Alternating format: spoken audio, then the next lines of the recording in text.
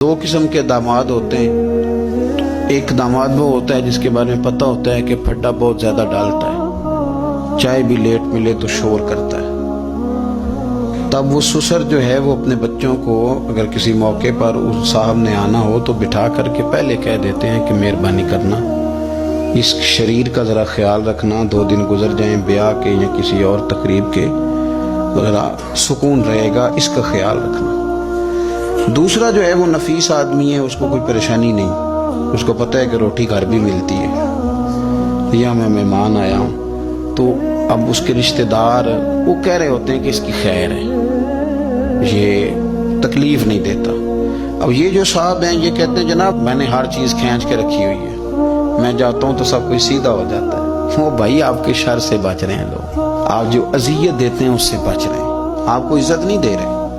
इज्जत तो वो दूसरे को मिल रही है जिसके बारे में कहा जा रहा है कि ये अच्छा आदमी है, ये तकलीफ नहीं दे रहा। तो हमने इज्जत के हुसूल के लिए, शोहरत के हुसूल के लिए, अपना आप दिखाने के लिए अपने आप को कमजोर करना शुरू कर दिया। बहुत सारी जगहों पर यूं महसूस होता है कि ये आदमी शायद मिन्नत करेगा और शायद ये हाथ बांधेगा कि मेहरबानी करो मेरा भी नाम ले लो किसी तरीके से, और बड़े बड़े लोगों को ये बीमारी लग जाती है।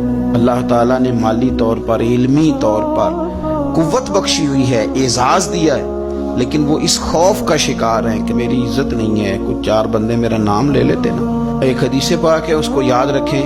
नबी करीम अलैहि वसल्लम ने इरशाद फरमाया कि जो बंदा दुनिया में शोहरत का लिबास पहनेगा अल्लाह ताला उसे जिल्लत का लिबास पहना देगा। ये बुखारी मुस्लिम की हदीस है। क्या मतलब है इसका? कि वो जिस रास्ते पे चल रहा है ना कि मैं ये काम भी करूं ताकि मेरा नाम हो जाए, ये काम भी करूं मेरा नाम हो जाए, फलाना भी करूं तो मेरा नाम हो जाए, क्योंकि मकसूद नाम है, उसने लिबास पहन लिया है शोहरत का, इरादा कर लिया है शोहरत का। माना ये कि उसने अपने ऊपर तारी कर ली है, जिस तरह लिबास पूरे वजूद पे ढांप लेता है, इस तरह उसने शोहरत ही शोहरत अपने ऊपर तारी कर लिया, तो फिर रब उसे रुसवा कर देगा।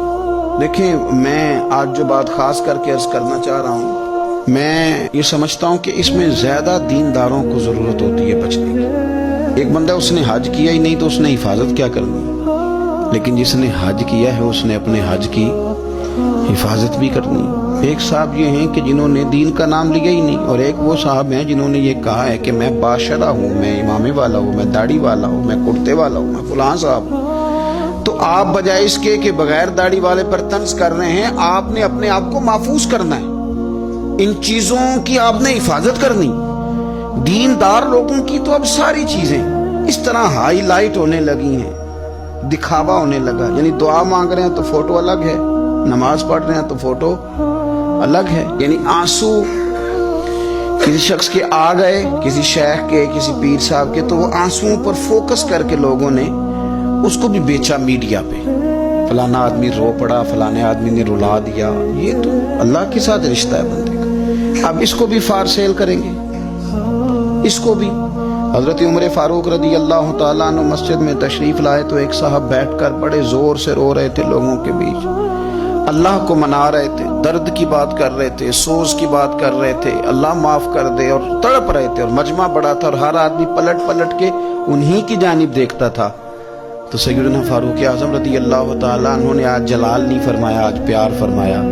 उसके करीब गए, जब वो फारिग हो गया उसको थपकी दी, फरमाने लगे ये जो तुमने लोगों के बीच बैठ के किया है ना, और तेरी दाढ़ी आंसुओं से भर गई है, ये 2 कतरे आंसुओं के तू अकेले में बैठ के बहा देता तो रब तेरे ऊपर खास रहमत का नज़ूल फरमा देता।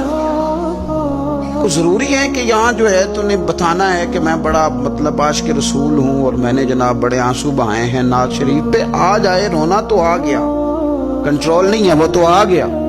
और अब तो बकायदा प्रैक्टिस की जाती है कि पढ़ने वाले ने भी रोना है और सुनने वाले ने भी रोना है।